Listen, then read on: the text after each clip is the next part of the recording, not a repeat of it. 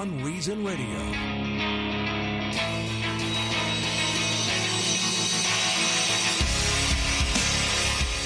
Orange County residents here in Central Florida will be required to wear face masks under new executive order. The mandate starts Saturday. This is breaking news.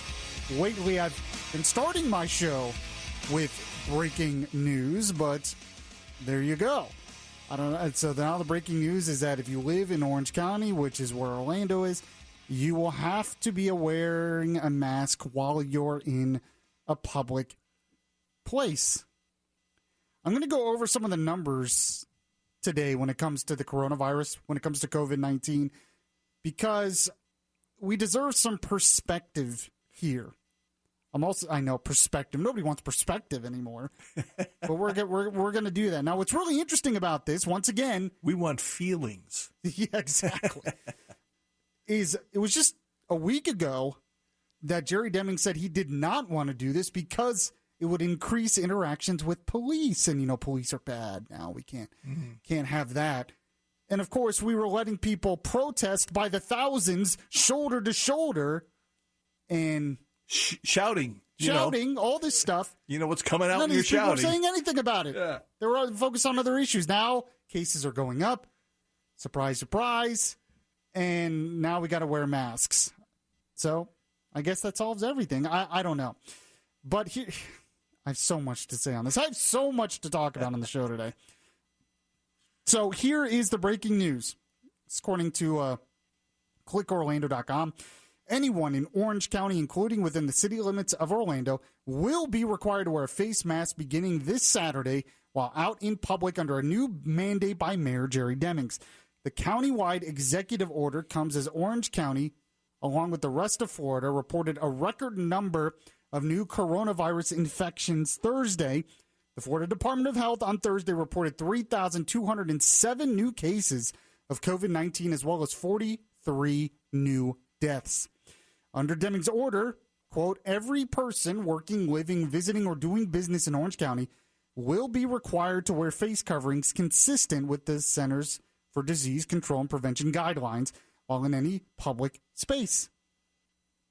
I forgot to push the go live button on Facebook. Oh, my goodness. Let's start over. I have to start completely over.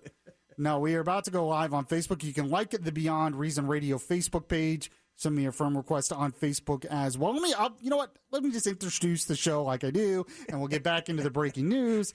Yada, yada. I was just going straight into what was going on, trying to think about this stuff. This is Beyond Reason Radio. I am your host, Michael Yaffee, the voice of reason in a world that, man, is definitely beyond reason. We're here till 8 p.m. tonight here on News Radio WFLA Orlando.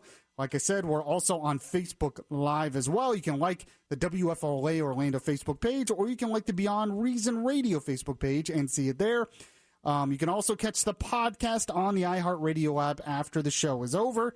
I always post the podcast pretty much right after the show, or you can find it anywhere else podcasts are available. And, of course, producing today, once again, is Mr. Tom Benson. Tom, how are you? I'm doing fine. I got my mask with me. I'm ready to go out in the public. Are you going to wear it in here? You going to wear it with the microphone in front of the microphone? The mask I have doesn't cover my mouth. It covers my eyes. It's left over from Halloween. Does that count, or am I going to run afoul of the order? They say you can catch the disease through your eyes. That's right. If there was a way to punch every coronavirus disease in the face, every virus in the face, I would totally punch it in the face. I'm very annoyed by all of this. Yes. I'm getting married next week, and I don't exactly know how this is going to affect. My first question, honestly, was, and I didn't hear this originally when I heard the breaking news, was what about restaurants? What about bars? Yeah. See, what about honeymoons? You'll have to spice it up a little bit, I guess. Have to wear a mask. I'm sorry. But even the reception, let me go on to the news then of how all that will work. So, Demings, well, why don't we play the Demings cut I have up there? So we have Jerry Demings earlier today, breaking news, making the announcement he is mandating the wearing of masks via executive order in public places in Orange County. I have issued or signed an executive order requiring every person working, living, visiting, or doing business in Orange County to wear a facial covering consistent with the CDC guidelines while in any public space. This will go into effect on Saturday, June the 20th at 12:01 a.m. until further notice. The executive order is in the best interest of all businesses, especially bars and restaurants. I will tell you, we do not want to experience another shutdown within our community. So what we're doing, this is a measured approach. It's not a good option for us as a community to do nothing when we see the numbers continuing to climb. Okay, so he also said this, by the way. He said, we know that in the cases of bars or restaurants, and this is what I was curious about, because I'm like, how is this going to work? We also know in the cases of bars or restaurants, people have to eat, and they may have to take the mask off. But the expectation is that the employees will continuously wear their masks, which every restaurant I've been to, they happen. And that the individuals who are going there, they may enter with a mask, and if they're not eating or doing other things, they're just congregating and socializing, then they should be wearing a mask. So, and he pointed out there, we've been seeing this significant increase in cases. Hopefully the mask thing works. I interviewed a former FDA Associate Commissioner for the Florida Roundtable this week, and he told me that masks reduce the spread of the virus by 70%. Is that right? He told people, he said people should wear masks. It's not foolproof. It's not going to get rid of all of it, but it will spread it. I'm looking at some of these numbers, though. I'm very curious about how all this is happening, what is actually going on. Of course, my first thought, though, is what I said yesterday. Why did we shut down then? I said, when we shut down, what is going to prevent this from spreading again when we open back up? Somebody give me an answer. I never was getting answers. I just said, well, we have to prepare for hospitals. We have to do contact tracing. We have to do more testing. We do all of those things now. We're doing all of those things now. Yet I'm still hearing talks of shutdowns. And Demings even said, we're just buying time until we get a vaccine. Well, we might not get a vaccine for another 2 years. We don't know. We're going to do this for 2 or 3 years. Something isn't driving here. Something doesn't make sense here. This is not right. I don't understand. I want to know what all this does to prevent the spread as we reopen. Or do we just do rolling shutdowns every 3 months? Is that what the plan is? It seems like common sense to ask these questions, but I'm not hearing good answers to these questions. But the other thing I'm curious about, and Ron DeSantis brought this up, and he got kind of blasted for it, I guess.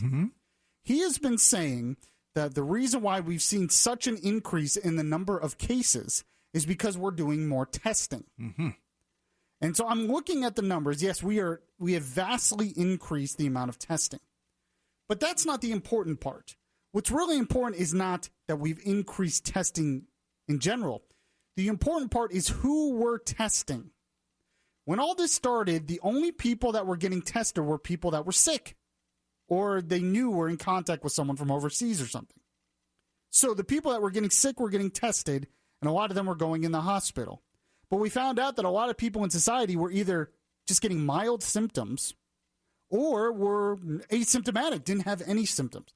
Those people were not getting tested. And through the shutdowns, they were not getting tested. Those people are now getting tested. A lot of the increase that we've seen in the positive tests of COVID-19 is from young people. Young people who a lot of them are asymptomatic, and a lot of the increase has to do, they're mild symptoms, asymptomatic, and the reason why they're getting tested is because they were at a place where someone tested positive. So these people didn't even know they were positive. But we have enough tests out there now, so these people are getting tested. Either they're being required by their job, or they were in a certain place where they suspect an outbreak occurred, not because they were sick. So my question is, during the shutdowns, were there just as many people that had this during the shutdowns and before the shutdowns, and we just didn't know about it? Sounds logical. Sure. That's what, and I posted this on Facebook, and some people were asking me, are you saying they got it 6 weeks ago and we're just finding out now? And I'm saying, no, what could have happened is there was a bunch of asymptomatic people that caught it 6 weeks ago. Mm-hmm. Those people have recovered, but those people spread it to someone else. Right. And the people they've spread it to who are also asymptomatic also didn't get tested until now, and now they're getting tested. So it's getting passed around by people who are not feeling the effects Exactly. of it. Mm-hmm. And has that been going on this whole time? What is to tell me that this hasn't been going on the whole time? Now, some would say, well, it can't when it's shut down. But they think a lot of the reason some of this spread was over Memorial Day because people were going to each other's houses, which people were still doing during the shutdowns. And young people were still working, delivering pizzas, working at the grocery store. I still had to work. Protesting downtown. Yeah, now protesting, exactly. So when we look at the number of cases, you can't just look at the growing number of cases and automatically say, oh, well, that means that we have a spike. No, you have to look at the percentage of people who are testing positive out of the total number of tests. But even that's not good enough because a lot more people who are asymptomatic are tested. So that skews the number as well. So what do you look at then? Well, you have to look at the number of deaths and the number of hospitalizations. So looking at, and Bloomberg had some good charts on this. There's other places that had good charts on this as well. But when you look at the amount of hospitalizations in Florida, it's gone up slightly. It has gone up. ICU beds are a little more crowded than they were maybe a month ago. But when you ask the hospitals about this, they say we were ready for this. We expected this. We expected some of this with the reopening. And I'm not saying none of the increase has to do with the reopening. What I'm wondering is why we have such a huge increase all of a sudden. How did we get to where it was steady? We open up and all of a sudden, bam, you have 3,000 a day. And this is all because of reopening? And it's not everywhere. There's hot pockets. Yeah, and so I'm thinking, okay, is this all just because of reopening? Or is this because of testing? I just find it hard to believe because even when I go out now, a lot of the places that have reopened, they're taking all these precautions to mitigate the spread. Mm-hmm, mm-hmm. So I'm thinking, okay, we're taking all these precautions to mitigate the spread. Not everything reopened. I think bars just reopened a week ago in a lot of places. A lot of places still didn't open. And yet this slightly gradual reopening, we've had a huge spike overnight. It just, something doesn't work out here. The math doesn't work out. So when you look at hospitalizations are up, but not really based on the 7-day average. So based on the 7-day rolling hospitalizations, we're about at 1,000, 7-day average. Now that's up from, let's see, in the middle of June, we were about at 700. So that's up by 300. Mm-hmm. That's a number. Mm-hmm. But we're not even close to where we were at the end of May with we're a little closer, about 1.2 thousand. Was in the middle of May, the end of May. And at the beginning of all this, we were at about 1.1 thousand. So we're still lower than where we were even during the shutdown. Mm-hmm. Now, is these Florida figures or Orange County figures? Florida figures. Okay. Orange County is a lot lower just in general. But when they talked to the hospitals, they had seen an increase. But they said there's still plenty of capacity and that they're prepared. So why would we shut down again if they're prepared? The only reason we would have to shut down is if the hospitals did get overwhelmed, if the healthcare system did get overwhelmed. But I don't know if that's going to happen if most of the people that are testing positive now are young people who are mostly asymptomatic. I'm just wondering where there's a lot of panic now, it seems like, because we're just looking at one number. And that's the number of positive cases. You have to look at more of that number. Then when you look at the total amount of deaths, that stayed pretty much flat. There was 43 today. That's pretty much where it's been. And actually, it's lower than we were, say, in the middle of May, the beginning of May. Quite a bit lower. And they're saying, well, there's a lag here. So we'll find out in a couple weeks if deaths all of a sudden really do spike. But I have a feeling that a lot of this has to do with young people who are asymptomatic or have mild symptoms, who either were spreading this around this whole time, There might be some increase, but that doesn't mean we have to panic because they'll recover and be okay. And as long as we're strategic, protect the nursing homes, protect the vulnerable populations, like DeSantis says we need to do, and do the proper contact tracing where, okay, we find out that there was a spike at a bar. You close that bar, disinfect it, and reopen it. If we can keep that process, I think we can handle this. But everyone's just looking at that one number. The amount of cases is up. The amount of cases is up. And if you just look at that, you're going to freak out. But I think if you actually look at things in context, I'm not sure the freak out is necessary. But we'll find out in a couple of weeks. Man, much more to get to. I have to talk about what's going on in Atlanta. I have to talk about Bolton and his new book against Trump and much more. This is Beyond Reason Radio. I'm your host, Michael Yaffee. We'll be right back. If you heart Beyond Reason Radio, listen to the Beyond Reason Radio podcast on iHeartRadio. Just download the iHeartRadio app and search Beyond Reason Radio.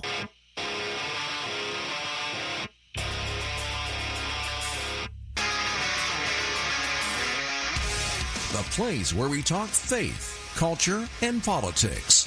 Beyond Reason Radio continues. Welcome back to the show. This is Beyond Reason Radio, Orlando's smart talk radio. I'm joined by Tom Benson as well. I'm your host, Michael Yaffee. So, we have to talk about the Supreme Court decision today over DACA. We didn't really ever get into in Beyond Reason the last Supreme Court decision. Mm-hmm. Bolton's new book on Trump. What's going on in Atlanta, the Beyond Reason charges against the police officer there. There's some more new information on that I wanted to get to. But you know what's even more important than all of this, Tom Benson? What's that? We have to talk about Aunt Jemima. Well. And the getting rid of that. And Mrs. Buttersworth. Oh, my goodness. She's another one. I'll tell you. Is that the only thing I don't know the history. I didn't know the history of Aunt Jemima. Honestly. I still don't know the history of Mrs. Buttersworth. I mean, is she white? Someone told me that she was actually white. Yeah, well, they don't know if they're white. She doesn't know. They don't know if she's a pilgrim. It was just an old farm woman who lived on a farm. Well, then there would be no reason to get rid of her if it's not. I wouldn't think so, unless you don't like the shape of the bottle for some reason. I don't know, but there is something that's kind of bugging me about this a little bit. Mm-hmm. I've noticed a lot of my friends are sharing the story behind Nancy Green. Nancy Green was hired, in the 1890s, early 1900s, to play Aunt Jemima for promotional and everything. Uh-huh. And people are saying by banning this, you're kind of banning her legacy and all that. So in other words, she was going to Costco and BJ's and all those places with samples. No, I don't think so. Oh, no. But I mean, it says the world knew her as Aunt Jemima, but her given name was Nancy Green, and she was a true American success story. Mm-hmm. Born a slave, she became a wealthy superstar in the advertising world, and it's its first living trademark. She was 56 years old when she was selected as the spokesperson for a new ready-mix self-rising pancake flour, and she played Aunt Jemima.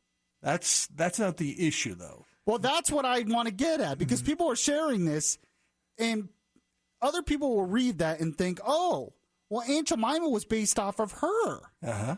But no. That's not the problem. That's not the issue, and I want to point this out. She played the character. It wasn't based off of her story or anything. Mm-hmm. She merely played the character. The issue comes from where the character comes from. And unfortunately, the character was pretty much created out of racist stereotypes. It's just, we can't ignore the reality. It's a fact. The founders of, so Aunt Jemima was created, the brand was created in 1889 by Chris Rutt and Charles Underwood, two white men who wanted to market their ready-made pancake flour. Oh, those salespeople, I'll tell you. They're all racist. Those racist salespeople. No. Sales, I'm not talking about you. In this company, you have to sell stuff for me. Rudd, one of the company's co-founders, got the idea for the name and logo after watching a vaudeville show in which the performer sang a song called Aunt Jemima in an apron, headbandana, and blackface, according to the African American Registry. So the creators of the product basically got the idea for it after watching a racist show. So that's not really a good thing. And they're two white dudes. Yeah. The origin of the brand is rooted in old Southern plantation stereotypes of the mammy, a figure portrayed as a devoted servant, according to the New York Times. Now, a lot of people at the time weren't as sensitive to these kind of things, but basically it was like, she's a slave, but she loved it, kind of thing. Mm-hmm. She's a servant to the white person, but she loved it, and she was just old mammy. Mm-hmm. And people would play her and have the black face, and it was totally racist stereotypes where this was created. Now, what's interesting is Aunt Jemima over the years tried to change this. That's why in the latest logo you would see they made her image look a little different. They added pearl earrings. More contemporary. Curled her hair. They didn't want it to look as racist. Apparently the image has been changed 6 times. Huh. But, I mean, I just feel like some people are not being honest. They're focusing on one person who played the character. And yes, it's a good success story for her. But that doesn't really change the fact that the original idea of it is based on a racist stereotype. It just is. And a friend of mine on Facebook actually made a good point. He was saying that he was like, well, a lot of people are wondering what I'm going to eat now because I like Aunt Jemima, and what am I going to use now? And he said, you're going to use syrup. You can still use syrup. It'll just be called something different. That's right. the product inside the bottle will not change. Yeah. Yeah, so I mean, the branding is one thing. You can still use it. It will still be corn syrup, which is not good for your body. Well, that's a whole nother issue. I drink it every day, though, in my soda. We'll continue this conversation, though. This is Beyond Reason Radio. I am your host, Michael Yaffee. We'll be right back. Listen to the latest episodes of Beyond Reason. Download the podcast at Spreaker.com.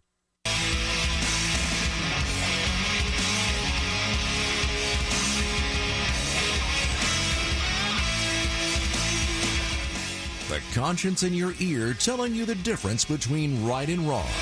Yaffee is back on the air. So apparently, Tom Benson, the NBA has basically figured out how to slow or stop the spread of the virus, of coronavirus. Oh, really? Yeah, I don't know why only the NBA has this. Maybe we should give this to everybody. Stop using a basketball? Well, yeah. Apparently, NBA players will wear a smart ring while at Disney World. Uh-huh. The Aurora Smart Ring is capable of predicting COVID-19 symptoms up to 3 days in advance with 90% accuracy. Wow. The ring can measure body temperature, respiratory functions, and heart rate. They sell those at the souvenir shops, don't they? No, I doubt it. But with Mickey, Mickey and Minnie's mouse on the face of the. Well, that's coming. You just gave them an idea, I'm sure, and they'll mark up the price by double. But I mean, does that solves the problem? Why can't we need all of it? Everybody needs this. Forget manufacturing a vaccine. Just give everyone this ring, and it'll tell them when to. Of course, then the government will track everything we do. But we won't spread the virus. Well, they already do that to a certain degree. Don't say. There's cameras everywhere. Remember that. Always act like you're on camera because you are. I have a smartwatch, and it does have the thing where it can monitor some of your health, your vitals, and all that stuff. And they have Fitbits as well that do that. And yours turns black. I turn it off because I don't want my watch lecturing me on how unhealthy I am. Whenever you go to a fast food store, you shut it off. Seriously, it's like, who wants their watch lecturing you how unhealthy you are all the time? Like my watch, when a couple of times since this COVID stuff started, it just randomly comes up with an update saying, don't forget to wash your hands for 40 seconds. Yes, Mom. Thanks, watch. Stop lecturing me. I know. So we have to get into... And I told you about the time I was in a restaurant down south about 3 or 4 months ago, right? No. So I used the restroom, the men's room, and I'm done, and I see a sign on the mirror on the way out at the bowl there. It says, employees must wash hands. So I had to wait 15 minutes for an employee to walk in. You're a funny guy, Tom Benson. Tom Benson's stand-up act coming to... I'll tell you, I got no respect. Coming to the Dr. Phillips Center next year. So we have to get into this whole issue between John Bolton and Trump. I'm going to play some excerpts here of the interview Bolton did with ABC. Now, the whole interview isn't out yet. I guess it's supposed to come out this weekend. But they released some of it. And it has to do with Bolton's new book that he's releasing, even though the government is suing him over this, saying it reveals national security secrets. But it's called The Room Where It Happened. And excerpts from the book have already been released to the Wall Street Journal and other places. And Bolton blasts Trump, trashes Trump in this book. But I got to tell you, and I like John Bolton, but I got to tell you, I don't think what he's saying is as big of a deal as he wants to make it or everyone else wants to make it.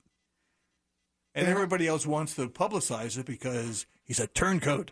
He's on the inside. He knows what Trump is really like. So the media is just going to eat this up. Yeah, and I guess, okay, to a lot of the diehard Trump supporters, this will be, they're very upset. But people like me, who voted for him but knows his faults, are we really surprised at some of this stuff? I mean, we're making it seem like this is awful, but it's like, so you're basically telling me what we already knew about Trump. I mean, he likes marketing himself. Oh, thanks. I didn't know that. Oh, he says the quiet things out loud. Really? I couldn't tell from his Twitter. Like, I guess it just, when I'm listening to this from Bolton, a part of me thinks that he just has an axe to grind. Sure. Which is understandable because Trump is really dumb about burning bridges. He burns all the bridges behind him when he gets rid of people on his staff, the way he treats his staff, and sometimes so it's like, okay, this is what happens. And Trump will just call him a liar and all this stuff, but it's like, there's nothing in it where I'm like, oh my gosh, how could this be true? It's kind of like, well, yeah, but you didn't know that going in? Like, Bolton, you wanted to work for him. What did you think he was like? But let's play the first cut here from Bolton in this ABC interview. You described the president as erratic, foolish, behaved irrationally, bizarrely. You can't leave him alone for a minute. He saw conspiracies behind rocks and was stunningly uninformed. He couldn't tell the difference between his personal interests and the country's interests. I don't think he's fit for office. I don't think he has the competence to carry out the job. There really isn't any guiding principle that I was able to discern other than what's good for Donald Trump's reelection. So you basically just described his Twitter account? Thanks. Like, people were shocked by this, and I'm like, we knew this. That doesn't mean, like, when they say things, he's focused on his personal interest over the interest of the country. I think Trump actually believes those things line up. Mm-hmm. I'd agree. Like, there are some things that, yes, it's better for his personal interest, but he also believes that that's what's best for the country. That his personal interest and what's best for the country are the same thing. This is why when people are saying, they could impeach him over this. No. How do you impeach someone? Because our president is interested in his re-election chances? Name one that isn't. I mean, all presidents make decisions based on their re-election. I mean, they do. Trump just says the quiet part out loud. That's the only difference. He's just not tactful about it. That's the only difference. But we knew that. We knew that going in. I mean, you didn't expect some of this when you decided to work for him? I mean, what did you think he was gonna be like? That's what amazes me about this the most. Like, I can't be outraged of something I already knew. Let's continue on. Go on and play the second cut. You say that you were astonished by what you saw. A president for whom getting reelected was the only thing that mattered, even if it meant endangering or weakening the nation? Well, I think he was so focused on the reelection that longer-term considerations fell by the wayside. So if he thought he could get a photo opportunity with Kim Jong-un at the demilitarized zone in Korea, there was considerable emphasis on the photo opportunity and the press reaction to it, and little or no focus on what such meetings did for the bargaining position of the United States. Oh, so Trump likes the marketing and the style aspects of it. And photo ops. Tell me something I don't know. Or for any president or any politician. I mean, come on. Oh, he doesn't understand the strategic importance of... Duh. He doesn't want to understand because he doesn't believe in a lot of that stuff. He believes that the photo ops is what makes change. Because that's what helped him when he was in business. That's what helped him when he was on TV. He just thinks that that's what works. Perception is reality. Yeah, I mean, that doesn't mean he doesn't want peaceful negotiations with Kim Jong-un. He just wants his underlings really to take care of that stuff. He just believes that the pomp and circumstance is what causes change.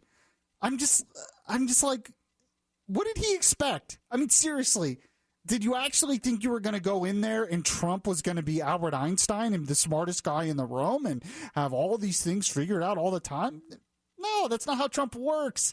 He's an off-the-cuff, think on the moment, doesn't think through. He just does what his instincts tell him, and he markets himself and his administration to death. We already know this. The thing is, the anti-Trumpers don't hear it from that perspective. Yeah, well, yeah, I know. They're just saying, see, I told you, he's an idiot. Get rid of him. Yeah, I mean, but the people that voted for him, like I said, they know his flaws. Most people know his flaws, but they also know that he'll stick up for them. He's a giant middle finger to the woke left. He is. He'll stick up. He sticks up for his side, and they love him for it. Yeah. But they know his flaws. They know who he is, but they like his instincts anyway because he's not a politician. Like I said, during the primaries, when I did not support Trump, I asked Trump supporters, why do you like him? The thing I heard over and over again, he's not a politician. He's an outsider. He can't be bought. Not a politician, outsider, can't be bought. You're basically telling me, oh, he's not a typical politician. He's an outsider who does things differently. And he wants Tell me something I don't know. And he wants America to win. Yeah. I mean, okay, continue. Let's go ahead and play the next cut. How would you describe Trump's relationship with Vladimir Putin? I think Putin thinks he can play him like a fiddle.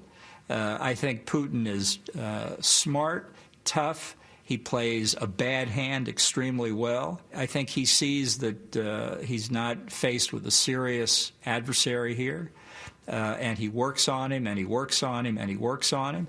I don't think he's worried about Donald Trump. So he's basically saying he thinks Putin's playing Trump.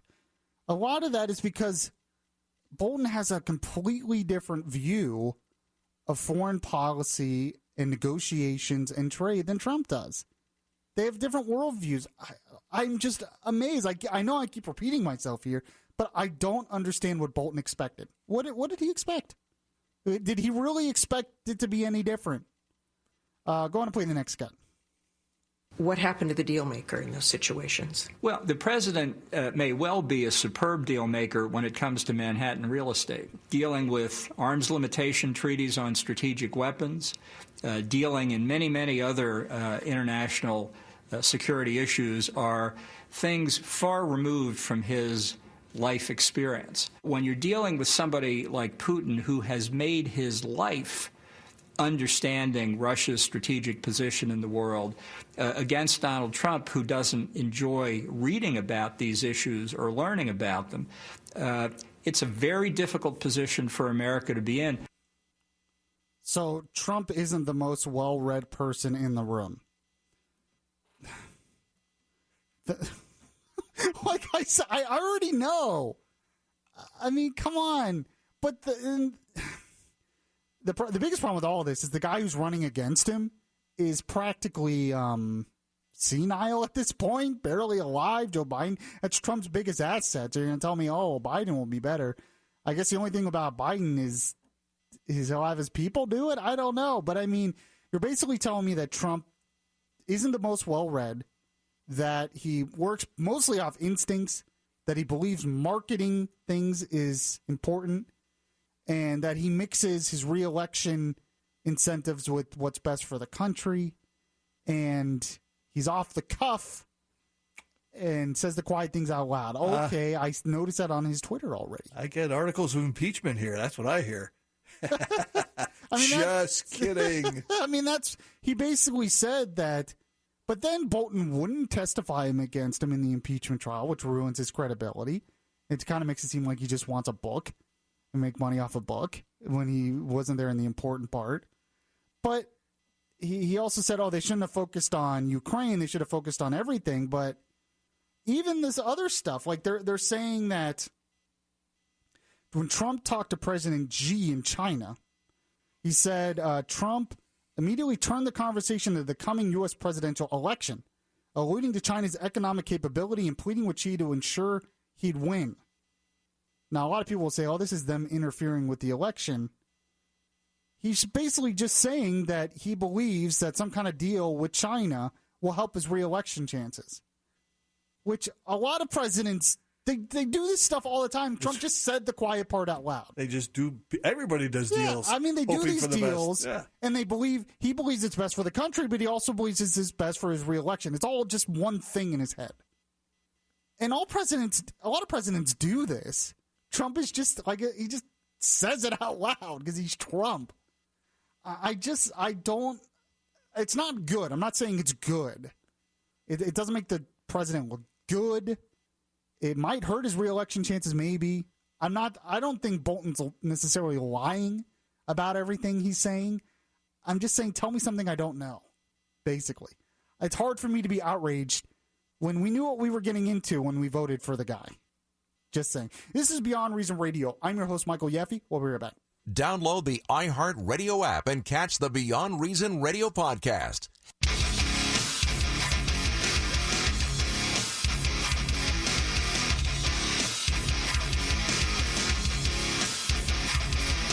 The voice of reason in a world that is beyond reason is back now. Welcome back to the show, everyone. This is Beyond Reason Radio. As you know, of course, what you don't know is you can catch the podcast on the iHeartRadio app. Subscribe to the podcast. Anywhere you get podcasts, I know you listen to them. Push the little subscribe button to Beyond Reason Radio so you can listen to every episode. And you can catch up on past episodes, and you're going to want to do that because this is the last Beyond Reason I'm doing for 2 weeks. Oh, boy. I know. Don't be sad. Where are you going? We all know where I'm going. Next week, I'm getting married. Oh. If Jerry Demings lets me. and then I'm going on my honeymoon. Oh, good. Is your wife going with you? If Jerry Demings lets her. There you go. Yeah. I guess. I don't know. Tom Benson, he'll be at the wedding. I'll be there. Yay. So, but I have the rehearsal the night before and other stuff going on next week. So I will not be able to do Beyond Reason for the next 2 weeks. Man. I know. People are upset. So, just wanted to point that out. You got to catch the podcast. So there was other big news today. Supreme Court struck down Trump's bid to end DACA, the Dreamers program, the Deferred Action for Children Arrivals program. The administration tried to end it. It was an Obama-era program. The administration tried to get rid of it, and Chief Justice Roberts says, no, you can't do that. But what's really weird about this, John Roberts sided with the liberals on the court. It was a 5-4 opinion. And, well, one thing you have to know is it doesn't end the debate, because it says, in the opinion, it says, the dispute before the court is not whether Department of Homeland Security may rescind DACA. All parties agree that it may.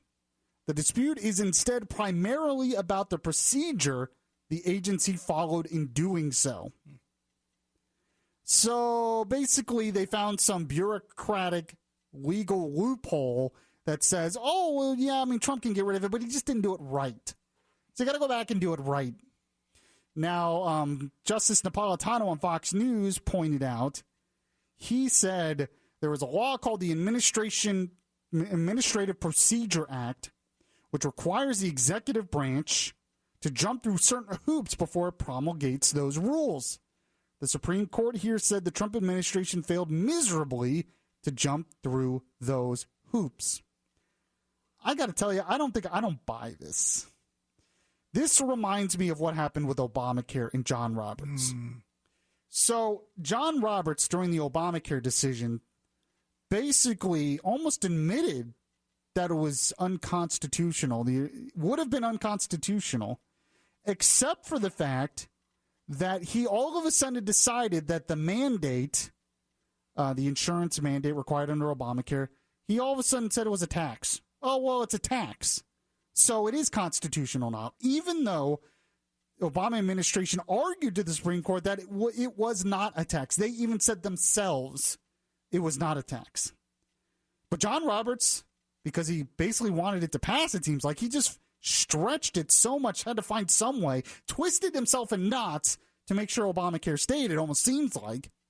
And he said, well, because the IRS is the one enforcing the mandate, that means it's a tax, so we have to keep it. And here it's like he's saying the same thing. It's like he's twisting himself in knots to keep it somehow. Well, yeah, they can get rid of it, but according to this little technicality here, they just didn't do it right. And you have to do it right to get rid of a law that's not really lawful in the first place. Huh? Really? It just seems like if the original law was unconstitutional, it's like they're twisting themselves in knots. Mm-hmm. So there's that going on today. I only have a couple minutes here, but yesterday, you want to listen to the show yesterday, that we talked about the fact that the police officer in Atlanta is being arrested and charged with felony murder. We're ignoring what our eyes saw. The fact is, the reason why he shot. I was reading from Andrew McCarthy, and he made a good point. He said, in order for it to be a felony murder, the offender does not specifically have to intend to cause his death, but he does intentionally commit a felony from which death results. In this instance, the DA alleges the underlying felony was aggravated assault with a deadly weapon. So he's basically saying that the officer at the time knew he was committing aggravated assault by firing shots at the suspect. And this is absurd, right? We all know this is absurd. The reason why he fired is because the suspect fired a taser at him. You can see in the video that when the suspect fires a taser at the officer moves out of the way and dodges it, almost gets hit by it. And then he gets out his gun and starts firing because he was afraid of his own safety and the safety of people around him. So to act like all of a sudden, oh, well, he was just mad and wanted to shoot him and maybe didn't want to kill him, but it was felony assault anyway, so that's why it's felony murder. No. We all saw the video. We all saw the video of the suspect arresting him, the suspect resisting arrest, assaulting the officers, taking the weapon, running away, pointing the weapon at the officers, using the weapons at the officers, and it was after all that the officer fired the shots. And a potential jury will see that same video. I don't know how a jury convicts him over this. I don't either. But there is fallout in Atlanta. You got a lot of officers now who supposedly have bad morale, and there's blue flu going around. Yeah, that blue flu is really contagious, apparently. Well, sure. They're getting sick. Yeah. they're, quote, calling in sick. I mean, he even points out McCarthy here, he says the taser shot missed Rolfe, but it knocked him off stride, veering him into the rear of a red car parked in the lot. By then, Rolfe had his service handgun drawn. He fired 3 times, striking Brooks twice in the back. Now they say, oh, he assaulted him after he was on the ground. No, they tried to restrain him. They didn't know if the shot actually completely incapacitated him. And then when they realized he was shot, then they gave him CPR and tried to keep him breathing and trying to keep him alive. Oh, but it's felony murder. How in the world do you convict an officer of this? I don't know. There's no way the jury can convict him unless the jury is biased as well. Really is just beyond reason. Woo! A lot to go. But by the way, I am hosting Good Morning Orlando tomorrow morning. I'm going to talk to a legal expert on all of this. Also going to talk to Secretary Ben Carson of the Trump administration. And we're going to talk about the mandate of wearing masks in Orange County. So you have to join me tomorrow on WFLA 6 to 9 a.m. If you miss any of the show, catch the podcast anywhere podcasts are available. By the way, follow me on Twitter as well at Michael Yaffee. Thanks to Tom Benson as always. And, well, I will see you guys in a couple weeks.